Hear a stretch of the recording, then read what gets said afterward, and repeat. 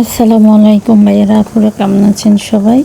তো রমজান মাস তো প্রায় শেষের দিকে, আর বুট ভাজা খেতে খেতে তো সবারই একটু অনীহা দিয়ে গেছে, তারপরেও সবাই খায়। তো আমারও এরকম একটু অন্য স্টাইলের বুট খাইতে মন চাইতে আসছিল, তাই আমি একটু ভিন্ন ধরনের একটু বুট খাইতে আসি। তো এখানে আমি বুটটাকে ভালো করে মশলা দিয়ে কষাইয়া নিলাম।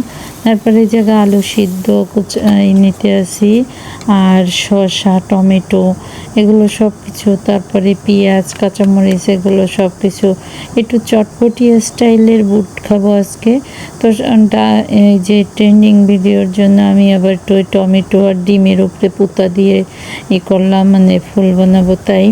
তারপরে এখানে আলুগুলো দিয়ে দিলাম, বুটের মধ্যে আলুগুলো দিয়ে কিছুক্ষণ এই যে লাড়াচাড়া করতেছি। লাড়াচাড়া করার পরে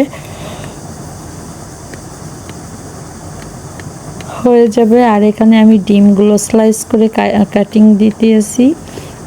একটা ডিম সিদ্ধ নিয়েছিলাম, তারপরে আলুগুলো কাটা হয়ে গেছে। তো ওই জায়গায় আমি আস্তে আস্তে করে সুন্দর করে ছুরি দিয়ে কেটে নিতে আসি। একে একে এই যে ডিম, আলু, তারপর কাঁচামরিচ, টমেটো সব কিছুই তো গুছিয়ে গেছে, কাটতেছি। আসলে একটা ভিডিও করতে গেলে দেখা যায় একটা ভিডিওর পিছনে 1 ঘন্টা 2 ঘন্টা চলে যায়। আর আমরা কিন্তু ভিডিও করলে সেটা কাটিং করতে করতে আপনাদের জন্য একদম 2-3 মিনিটের একটা ভিডিও আনি, তারপরে আপনারা যে কিসের জন্য পুরো ভিডিওটা দেখেন না। আর এই যে দেখুন আমার বুটগুলো একদম মানে হয়ে আসছে। আর এদিকে আমি ধনিয়া আগে টেলে রাখছিলাম, শুকনা মরিচ সব কিছু গুঁড়ো করে নিতে আসি।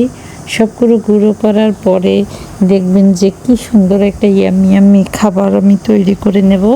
আপনারা একটু সাথে থাকুন আর দেখতে থাকুন। আর এখানে আমি কিছু তেঁতুল নিয়েছি, তেঁতুলের সাথে চিনি দিলাম। চিনি দিয়ে এখন আমি তেঁতুলটাকে একদম হাত দিয়ে কসলাইয়া একদম তেঁতুলের পালটা বের করবো, এই যে। তারপরে এখন একে একে আমার সব কাটা হয়ে গেছে। এখন কাটার পরে আমি এখন সব কিছু একে একে দিয়ে দেব। এখন আমি দিয়ে দিলাম শসা কুচানো, তারপরে দিয়ে দেব টমেটো কুচানো, মানে যা যা আমি মশলা করেছি। তারপরে পেঁয়াজ কুচি, তারপরে এই যে কাঁচামরিচ কুচি, তারপরে এই যে ডিম কুচি, মানে সব কুচানোগুলো দিয়ে দিলাম। এখন সেই ধনিয়ার গুঁড়া, মরিচের গুঁড়া, তারপরে জিরার গুঁড়াও দিয়েছি। তারপরে এই যে এখন আবার টকটা দিয়ে দিলাম। টক দিয়ে এখন লাড়াচাড়া করে মানে ইফতারের জন্য এটা রেডি করেছি। আর রেডি করে সব